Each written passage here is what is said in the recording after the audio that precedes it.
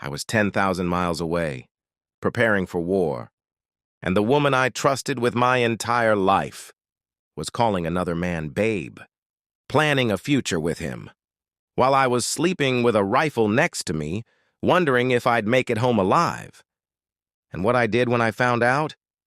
She didn't just lose me, she lost everything. If you've ever been betrayed, lied to, or made to feel like you weren't enough, hit that like button. And if you want more real stories where karma actually shows up, make sure you subscribe. Because this one gets cold.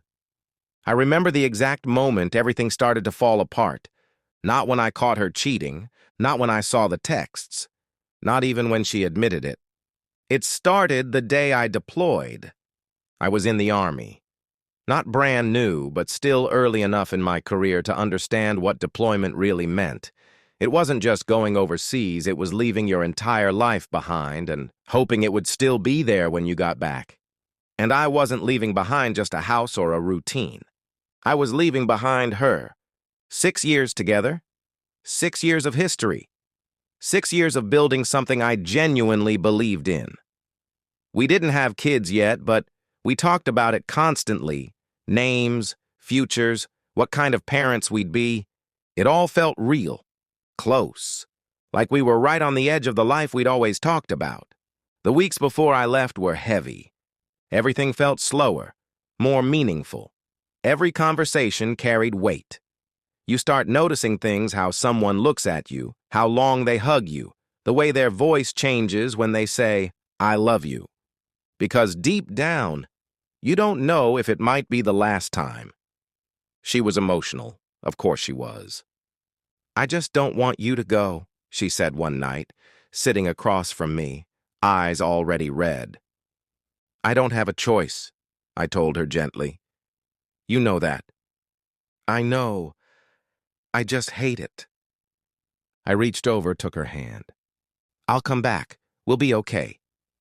And at the time, I believed that. We made a plan before I left. A smart one. We had some debt, not crushing, but enough to slow us down. So while I was gone, she'd move back home.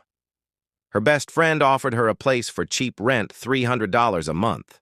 The idea was simple: cut costs, save money, pay everything off. And when I came back, we'd finally start our family. I remember feeling proud of that plan, like we were a team. The day I left, she broke down, crying uncontrollably, holding on to me like if she let go, I'd disappear. "I love you," she kept saying. "I love you too," I told her. "I'm going to miss you so much." "I know. And when you come back, we're starting our family, okay?" I smiled. "Yeah, we are." If you've ever had someone promise you a future and then completely destroy it, you know how cruel that memory becomes later.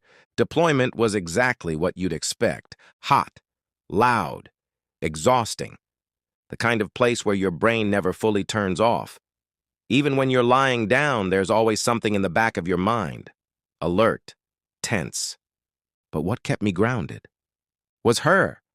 We talked whenever we could. At first, everything felt normal. She told me about her days. I told her about mine, at least what I could. We laughed, joked, shared little moments. It wasn't perfect, but it was enough. Then about 2 months in, something changed. It started small. Short replies, less energy. Where she used to send paragraphs, now it was, "Yeah, okay, LOL. At first, I brushed it off. She's busy.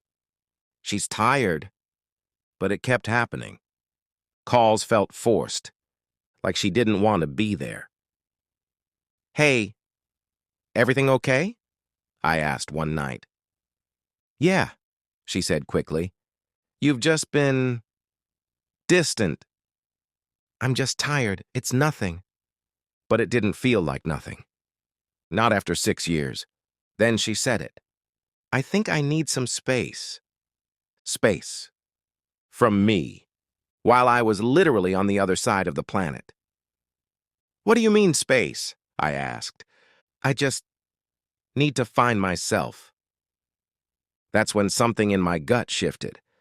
I started remembering things. Back home, there was this guy. Always around. Always a little too comfortable. Flirty, but just enough to brush off. I never made a big deal about it, because I trusted her. But now it felt different. I started noticing her social media, group photos, different people every time. Except one constant. Him. That quiet doubt turned into something louder. I tried to ignore it. Told myself I was overthinking. But deep down, I knew something was wrong. So I made a decision, one I never thought I'd make. I cloned her phone, and I'll never forget the first text I saw. "Hey, babe, I'll see you after work. Want me to save you any leftovers?" Everything stopped. My breathing, my thoughts, everything. Because that message wasn't for me. And from that moment on, I couldn't look away. I watched everything, every message, every conversation. "Missed you. I can't wait to see you tonight." "I love you." And then the one that broke me completely. "I want a baby with you." I didn't feel anything at first, just numb. Then it all hit at once. I stopped sleeping, stopped eating, lost 35 pounds in a week. I'd sit there for hours, watching their conversations in real time, watching her build a life with someone else, while still pretending to be my wife. She'd text me, "How was your day?" And then text him, "I love you so much." It was like watching two different people, one I loved and one I didn't recognize. I finally asked her, "Are you seeing someone?" Pause. Then, "No." That's when I realized. It wasn't just cheating. She was choosing to lie. Weeks later, she admitted it. Not out of guilt, but because I kept asking. "He's just better for me," she said. "Better. He treats me right. He listens. The sex is better." That one hit hard. Not just betrayal. Comparison. But I didn't react. I just listened. Because something inside me had changed. The hope was gone. And what replaced it was control. I stopped reacting, stopped confronting, stopped caring at least on the surface. Instead, I started planning. I studied everything, her habits, her spending, her routines. Then I made my move. I froze the bank account, no warning. Then I changed every password. Everything. Banking, email, social media, all of it locked. Then I disappeared, blocked her everywhere. No explanation, no closure, just silence. And then, her world started collapsing. Bills went unpaid. Her car got repossessed. She got kicked out of where she was staying. Everything she built? Gone. But I wasn't done. Because she didn't just betray me. She lied to everyone, and so I posted everything. Texts, timestamps, proof. Her telling me she loved me. At the exact same time she told him. Side by side. People saw the truth, and they chose sides. For the first time, I wasn't alone. Then came her job. She and him worked at the same restaurant. So pressure built. Complaints, problems, they both got fired. And just like that, everything fell apart. Then she called, from a random number. "I'm pregnant." I just said, "Okay," because I felt nothing. Months later, she called crying. Didn't know where to go. "Sorry," I told her. "Not my problem anymore." Later, "He hit me." "No one deserves that," I said. "But I'm glad I know I wasn't the problem." Then, "He's cheating on me." "I regret everything." "Yeah," I said. "You did." And recently, she asked me for money. I didn't respond. I thought to myself, she destroyed my life. At least, that's how it felt. But in the end, I got something more important than revenge. Clarity. I know who I am. I know what I gave. and I know I wasn't the problem.